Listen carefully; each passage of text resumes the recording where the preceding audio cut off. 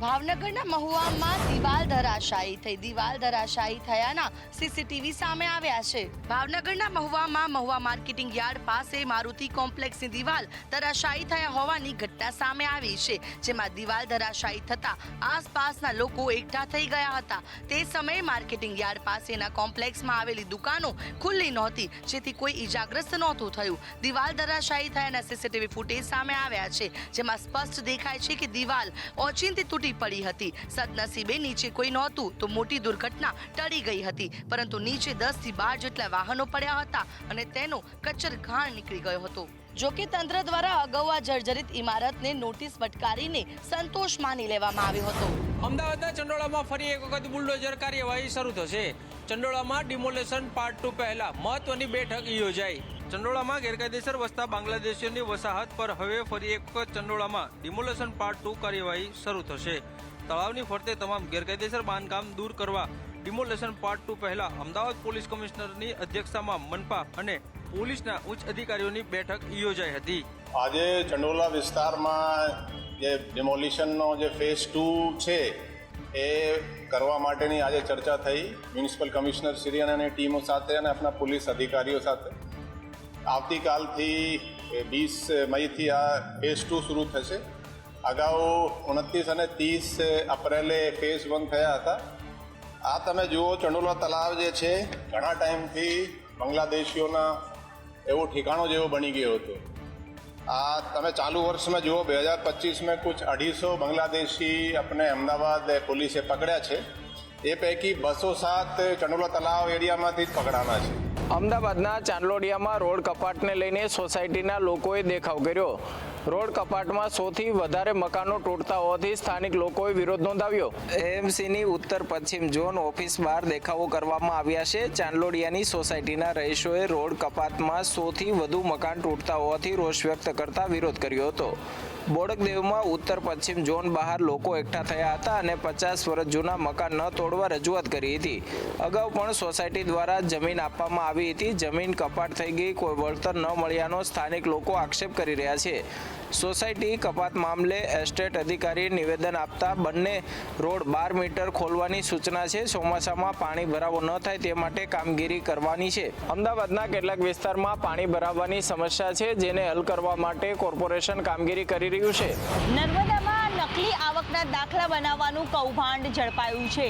ચિત્રાવાડી police સ્ટેશનમાં ફરિયાદ નોંધાઈ છે. નકલી આવકના દાખલા મામલે વધુ એક ફરિયાદ પોલીસ સ્ટેશનમાં નોંધાઈ છે. ચિત્રાવાડી ગ્રામ પંચાયતમાં પોલીસ ફરિયાદ નોંધાઈ, જેમાં નકલી આવકના દાખલા બનાવી આરટીઈ એડમિશન લેવાયું હોવાનો આરોપ લગાવાયો છે. આરોપીઓએ વિધવા સહાય અને સરકારી યોજનાનો ખોટો લાભ લીધો હોવાનું કૌભાંડ સામે આવ્યું છે. હાલ તો સમગ્ર મામલે નર્મદા પોલીસે એસઆઈટીની રચના કરી તપાસ હાથ ધરી છે. હાલ તો મુખ્ય આરોપી દર્પણ પટેલ સહિત આરોપી પોલીસ પકડથી દૂર છે. આરોપીઓ ના પકડાતા સાંસદ મનસુખ વસાવાએ પણ ગંભીર આરોપ લગાવ્યા છે. સાંસદનો આરોપ છે કે આરોપીઓને કોઈ બચાવી રહ્યું છે. ફરિયાદ નોંધાયાના 15 દિવસ થઈ ચૂક્યા, તેમ છતાં પણ એક પણ આરોપી પોલીસના હાથે લાગ્યા નથી. સુરતમાં ગેંગરેપની ઘટનામાં ભાજપના નેતાઓની સંડોવણી સામે આવી. ભાજપના નેતા આદિત્ય ઉપાધ્યાય સહિત 2 લોકોની પોલીસે ધરપકડ કરી.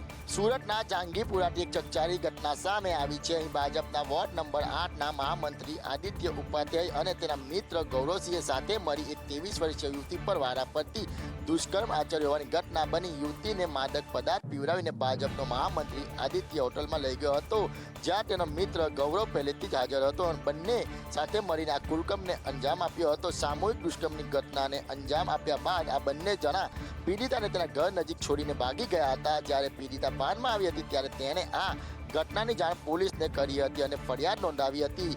પોલીસે ત્વરિત કાર્યવાહી કરતા બંને આરોપીની ધરપકડ કરી લીધી છે. આ ઘટનાની જાણકારી ભાજપને થતા ભાજપે પણ આદિત્યને મહામંત્રીના પદેથી તાત્કાલિક હાંકી કાઢ્યો છે.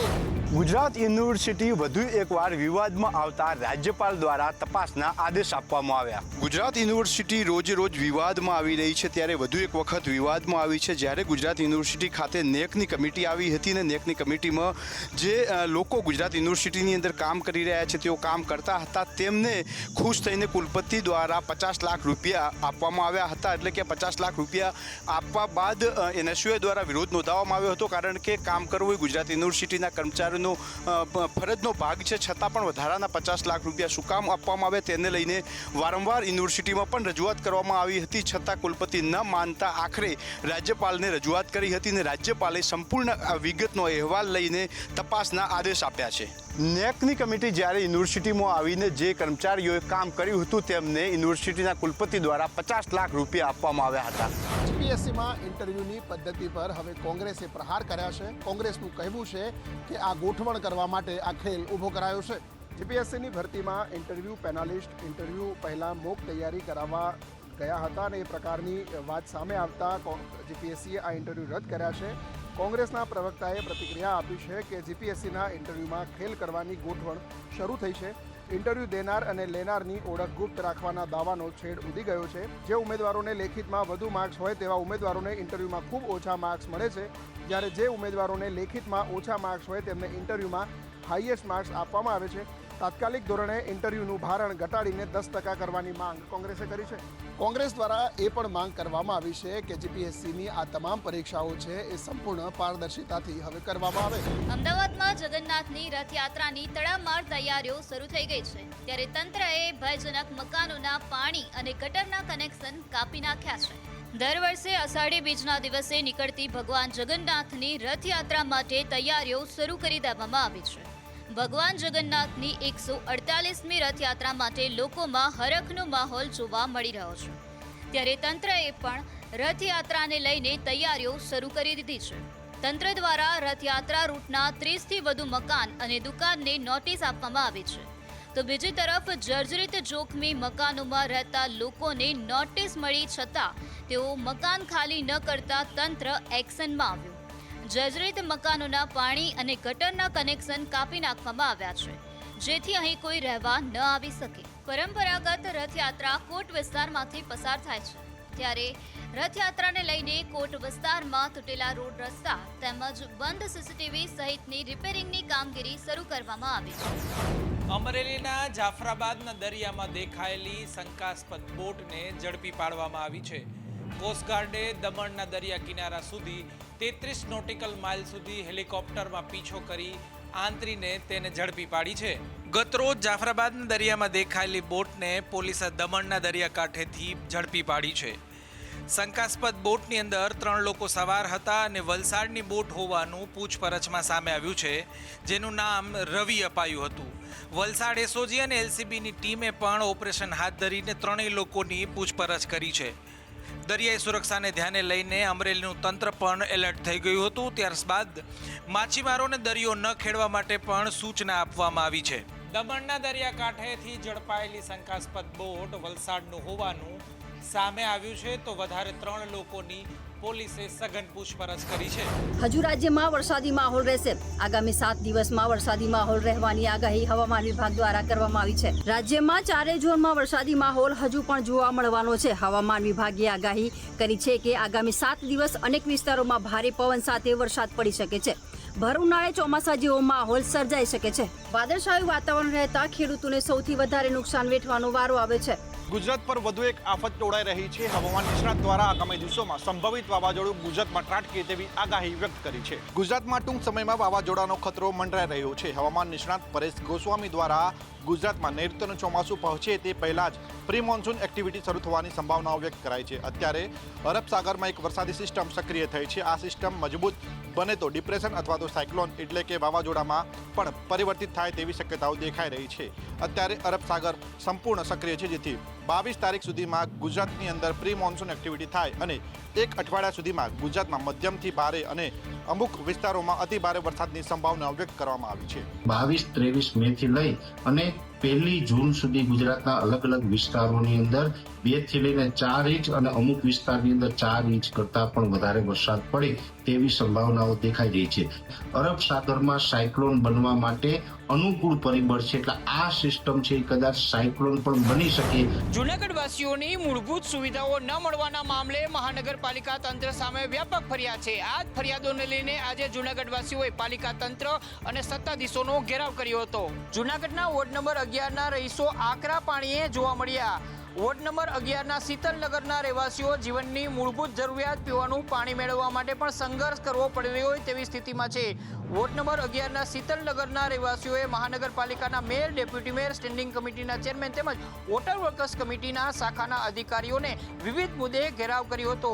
સ્થાનિકોની ફરિયાદ છે કે ઘણા વર્ષોથી મનપા બનવા છતાં પાણીની લાઇન કે ફિલ્ટર પ્લાન્ટની સુવિધા મળી નથી. ચોમાસામાં દર વર્ષે ઘરમાં પાણી ઘૂસી જાય છે. પીવાનું પાણી પણ મળતું નથી. ત્યારે પીવાના પાણીની વ્યવસ્થા અને ગટરના જોડાણની માંગ કરવામાં આવી છે. ત્યારે સ્થાનિકોએ જીવન જરૂરિયાતના મુદ્દે ઉગ્ર રજૂઆત કરી હતી. એક તરફ જૂનાગઢ મહાનગરપાલિકા અનેક વાયદાઓ સાથે વિકાસની વાતો કરે છે, તો બીજી તરફ આ વાયદાઓ વાસ્તવિક રૂપથી સાકાર નથી થતા તેવો પ્રજાનો આરોપ છે. બીજી તરફ પ્રજાએ આજે પોતાનો રોષ પણ તંત્રની સામે ઠલવ્યો છે. સુપ્રીમ કોર્ટે શરણાર્થીઓને લઈને મહત્વપૂર્ણ ટિપ્પણી કરી છે. એક મામલામાં સુનાવણી કરતા સુપ્રીમ કોર્ટે કહ્યું કે ભારત કોઈ ધર્મશાળા નથી. સુપ્રીમ કોર્ટે શરણાર્થીઓને લઈને સ્પષ્ટ કરી દીધું છે કે ભારત કોઈ ધર્મશાળા નથી. દુનિયાભરથી આવેલા શરણાર્થીઓને ભારતમાં શરણ શા માટે આપવામાં આવે? અમે 140 કરોડ લોકો સાથે સંઘર્ષ કરી રહ્યા છીએ. અમે દરેક જગ્યાએથી આવેલા શરણાર્થીઓને શરણ ન આપી શકીએ.